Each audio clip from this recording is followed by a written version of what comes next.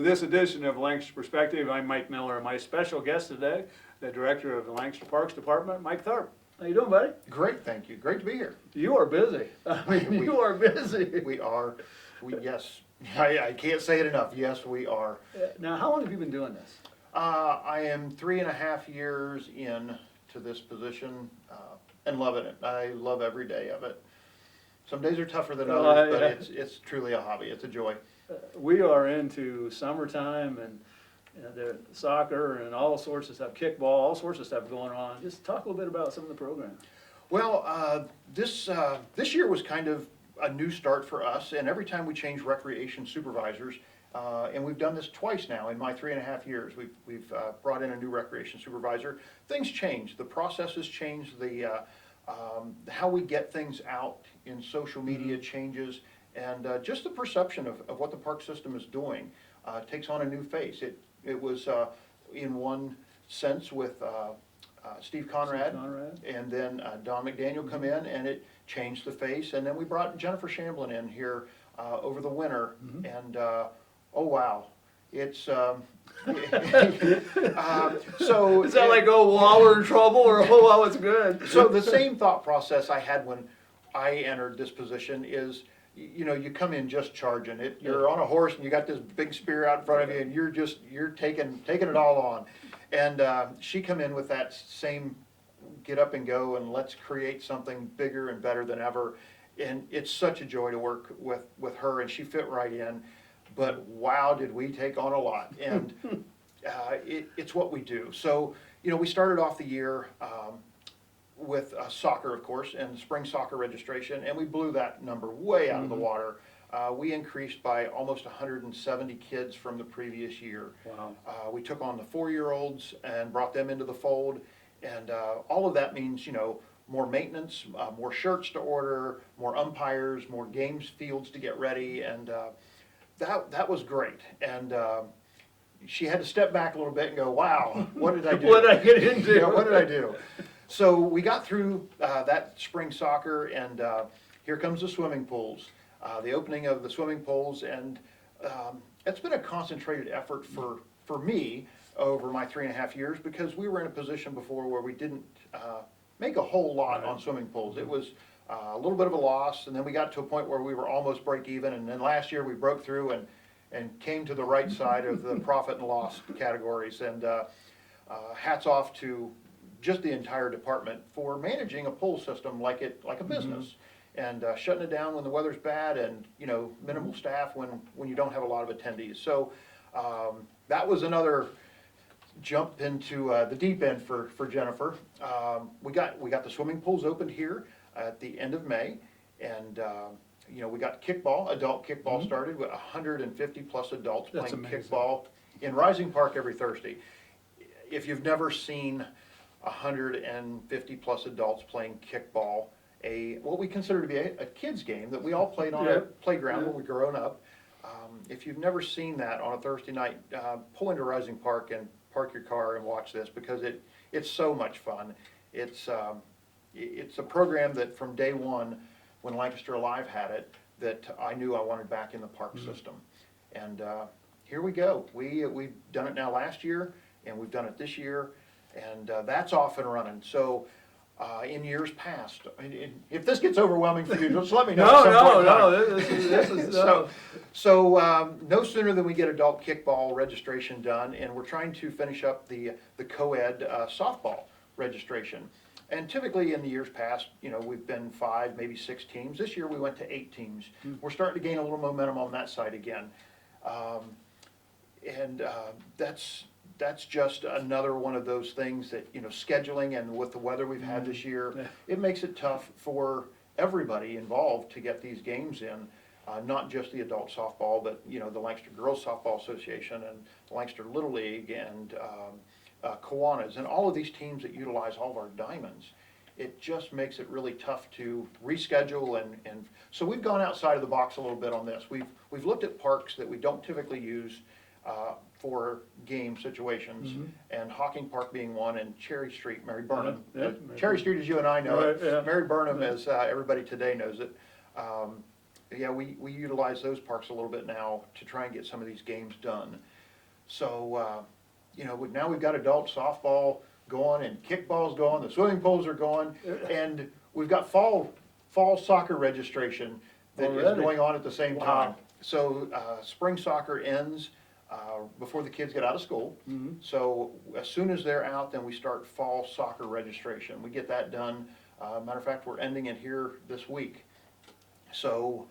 Now, is there a website they go to, or they Lancaster contact? Parks and Rec. Okay. LancasterParksandRec.com. The website steers you through what you need to do and the processes and procedures. And that's believe it or not, the fall soccer registration is bigger than spring soccer registration. Another thing we decided to do, and I wanted to do this last year and we didn't get the chance, is we're going to, through all the years in the past, we've had t-shirts that we use for soccer children. And I said, no more of this. Let's make them look good. So Jennifer was on board and we started, this fall will be the first time we've ever used soccer jerseys. We're going to a professional looking Wow. style jersey Oh. for our soccer kids, something they can wear to school and, something they're proud of, not just a t-shirt. Sure, yeah. So that's kind of a new endeavor for us. So with the jerseys and all, do they get to pick their own colors, or are they assigned the color, or? No, we actually assign the color. And Okay. what we've had in the past is we've had trouble with this, the coordination side, because we've got all of these teams that play for the city of Lancaster, and then we also bring into the fold, Fairfield Union has a club program that comes in and plays, so does Amanda, and so does Perry County. And so more times than we would like, we'll get two teams on the same field that wasn't coordinated Right. well, and we'll have Yeah. two red teams or That's two what I green thought, teams. okay. So the new effort that we're making here in the fall is all of the teams will have different color jerseys. And as you know, with soccer, you can change the color of the sleeve without changing Right, the color of the right. body. So we have a lot more options To, as we move forward with soccer. that's fantastic. It That's is. really, one thing, I wanted, excuse me, I wanted to go back, swimming pool. Yes. Movies. Yes. Talk a little bit about the movies that are going on. So one thing we started last year is we started the recreation of kind of family nights, and when you and I grew up, and I keep referring to that because Sure, yeah. some of the things that we had done in the past were really successful and they stopped occurring along the way. So we went back and looked at what you and I grew up with, which is Miller Friday teen dance type atmosphere. We created a movie, a dive-in movie night. So those occur 3 times during the summer at Miller Pool. We don't do it at Tiki because Tiki already has Right. a massive following. So we created it at Miller and it did well for us last year as far as attendance. And we're not looking for the profit Right, loss. right. We're looking for how can we give back to the community and entertain the people that, pay for us to be here to keep their parks in service. So we've got 3 of those this year. One of them, and Jaws.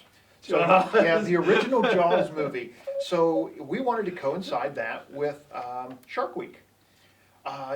We have to go prior to Shark Week because the festival's going on during Shark Week, and we thought that might be a conflict a little bit with attendance. So we backed up a week before the festival comes into town, and we're showing the original Jaws movie at Miller Park in the dark.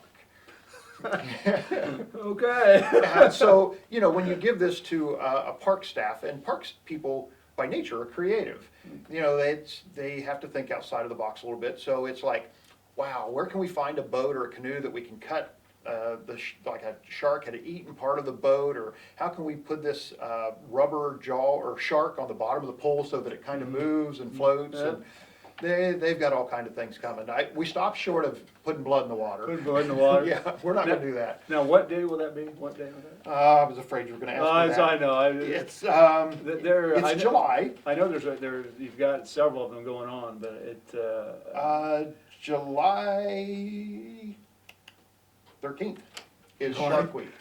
Or it's the Shark Night, so that's a Thursday night, I do believe. No, that one's a Saturday night. Saturday night. That one's a Saturday night. That'd So- be fun. That'll be fun. And right after that, we're gonna turn around on July 18th. So, the Sheriff's Department, we wanted them to help support a dive-in movie. You know, we go to them and say, hey, Sure. would you guys fund this and help? Because it's quite expensive. Even to show a movie like Jaws, we had to go back and say, you know, we need the rights to show this movie to the public. And so we go to the Sheriff's Department and say, hey, would you be willing to help through one of your programs to support this? And it was the shot heard around the world, because they took off and they brought in their resource officers and they started planning an event, and the event kept growing. So July 18th, the Sheriff's Department will take over Miller Pool, and it's a free night. We're just giving them the pool, and they're letting everybody in for free. They're bringing in a DJ, they're bringing in a VJ to show videos at the same time. Same guys, just going to do both. They're going to have hot dogs and popcorn and beverages. They're bringing in the SWAT team, K9 units. They're talking about a flyover. And I'm not sure if they're going to use geese or real planes or what, but they're talking about a flyover. So it was like giving a bunch of kids a free pass to do whatever they wanted. Sure. And hats off to the Sheriff's Department of Fairfield Absolutely. County. They went crazy, and it's, from what I understand, it's still growing. Absolutely. Now, is there an age limit? Is it up to like 15, 16, whoever shows It's up? open. Oh, so you and I can go. Yeah, well, I'm not sure we'll want to be there. Yeah, I've been to those. Yeah, that's a lot of people in a Yeah. pool. Yeah, there's quite a bit. One of the things also, we talked about programs, we'll talk a little bit about Olivedale. Yes. There's so much going on in Olivedale. It is. Olivedale, traditionally in years past, has always been referred to as a senior center, and it has a senior organization. The Olivedale Seniors of Fairfield County is a separate entity that utilizes part of the building to do their programming. The building is owned and operated by Lancaster Parks and Recreation. Everything that goes on in there, we are a part of.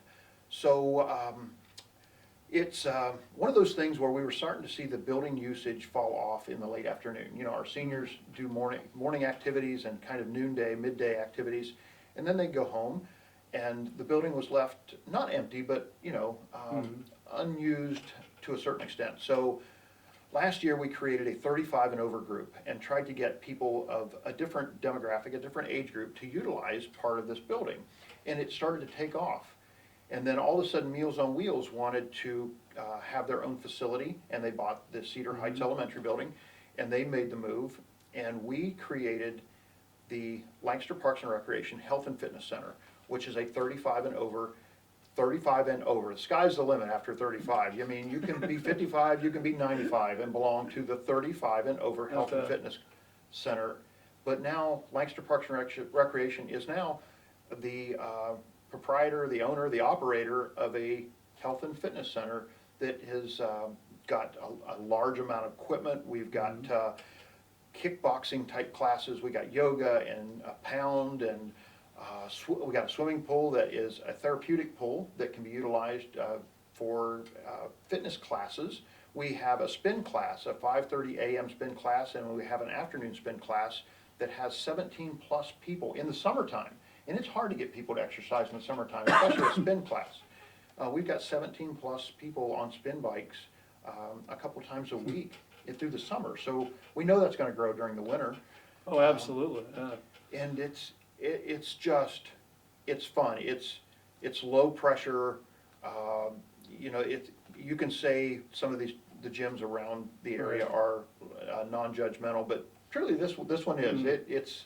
It's a great place. It's a great atmosphere. If you've not been around seniors, they're a lot of fun, especially the seniors that are out there actively exercising, and they're a lot of fun to be around. You mentioned, I heard Pound. Did you say Pound? Pound. What is that? So Pound is a class that is, you know, you'd have to think Zumba or something cardio oriented with drumsticks in your hand, and they're weighted. So it's a lot of stretching from the midsection down, because, you know, if you're going to pound on the mat that's in front of you, you've got to bend over and lean. So it's a lot of movement with something of weight that you actually are holding and moving through the air, which is, in that class, it's a lot of fun. Maria teaches that class, Mulder, and it's got a huge following. Wow, that is a lot, there's a lot. I didn't realize all the stuff that goes on there. And then they still have swimming classes there too? Still have all the Yeah, swimming. all the swimming stuff. There's an open swim. There are still structured classes that deal with different types of, Parkinson's, and there's ones that are just aerobic type oriented classes. So we try and touch on every facet of somebody's life of, health and fitness that we can help them along the way with.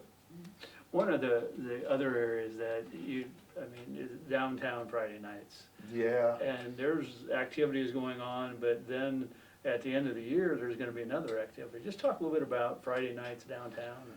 So Friday night bandstand, I do believe it's probably the single most driving force of why I wanted this job. Really?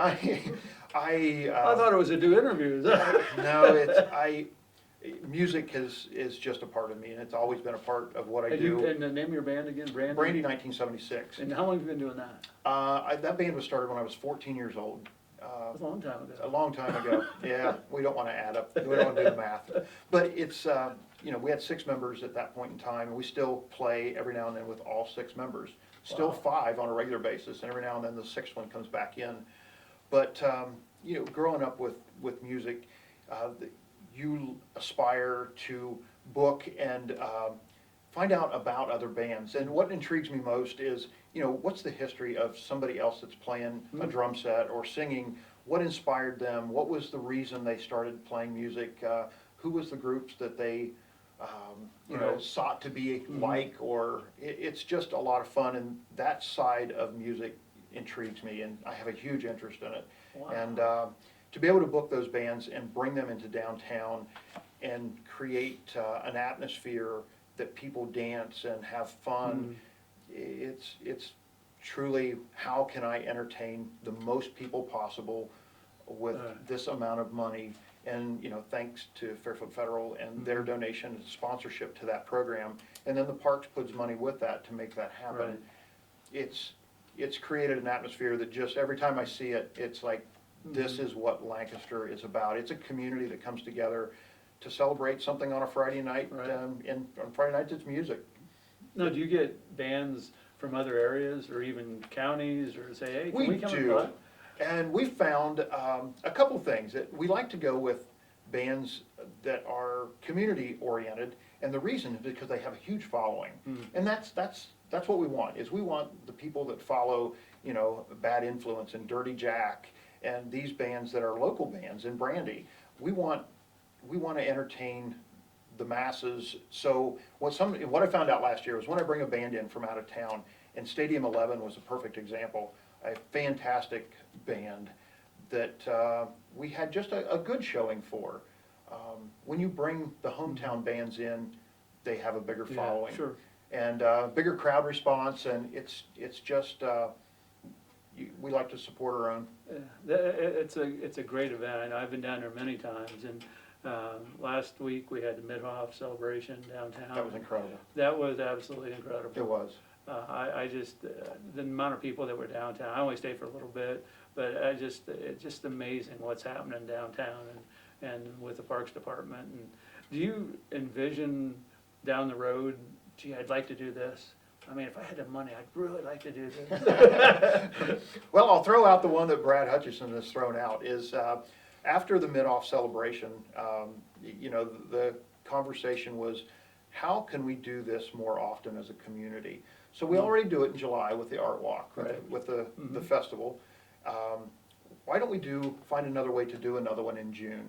Why don't we find another way to do one in August? Because in September, the Corvette Show shuts down the downtown, and that's another That's right. opportunity. So 3 or 4 times a year, can we find a situation that we can actually do what we did with the Mid-Off celebration, shut down the downtown, allow people to walk to all of these businesses and take advantage of what DDL has created, and all of the vendors and shops and storefronts are doing, and the vibe that is downtown, Yeah. with all of the restaurants, and it's incredible.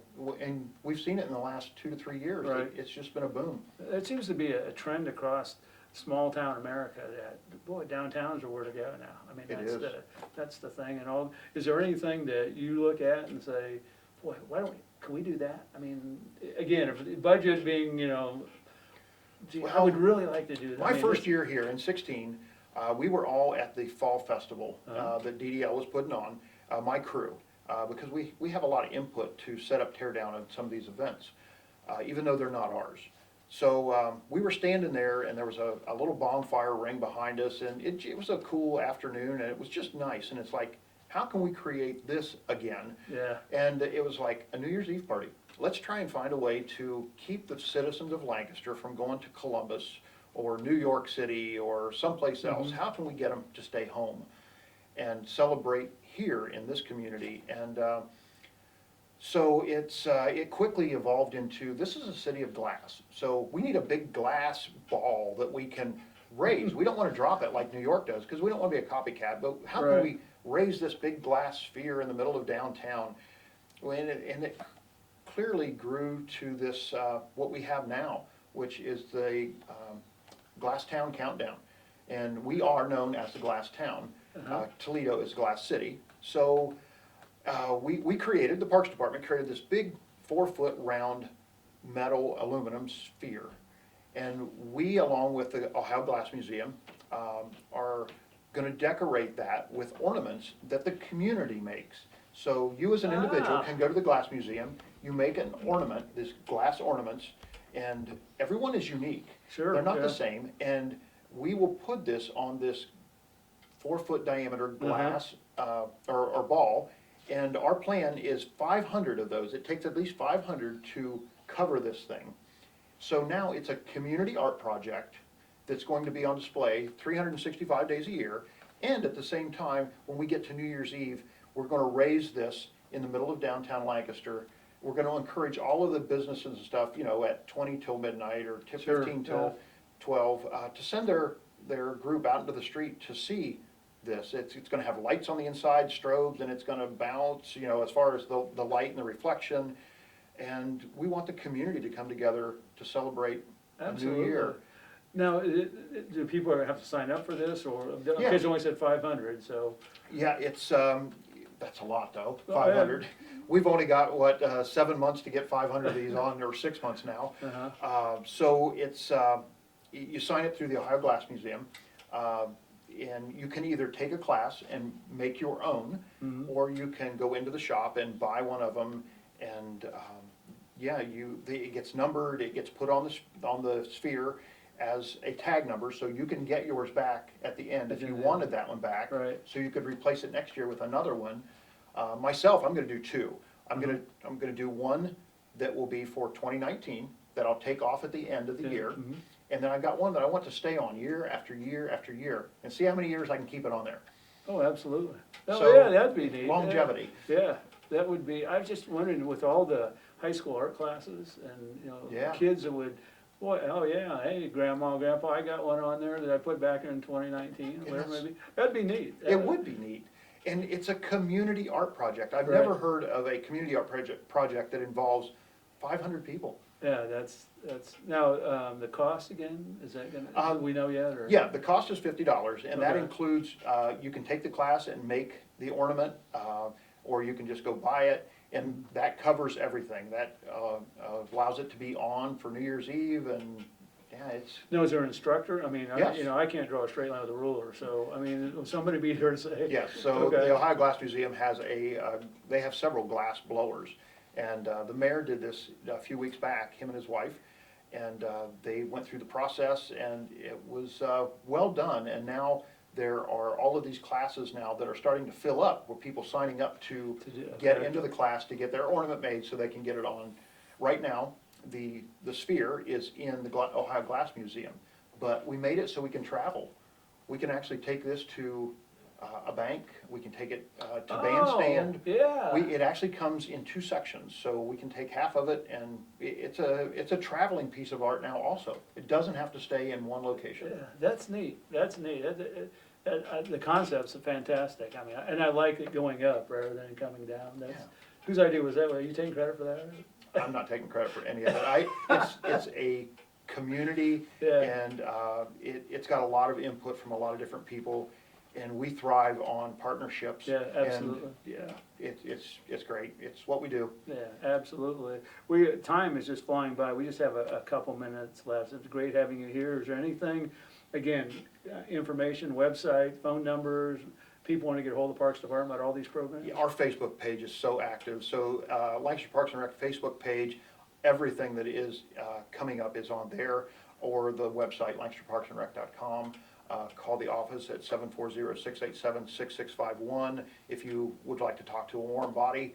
Other than that, keep an eye on Alley Park, because we're doing things in Alley Park this year that That's are right. crazy Maple good. syrup, and there's a bunch of stuff coming up. Concert, we're gonna take a concert into Alley Park, and a medieval event. Wow. Yeah, so if you want to know more, call me back. Yeah, well, yeah, we will. We can have you back in the fall. That'd be great. Yeah, yeah. That'd be super. Yes. That's, Yeah, we've got a lot of things going. It's never ending. Family fun days at Alley Park, and like I said, the music thing is something completely new for us.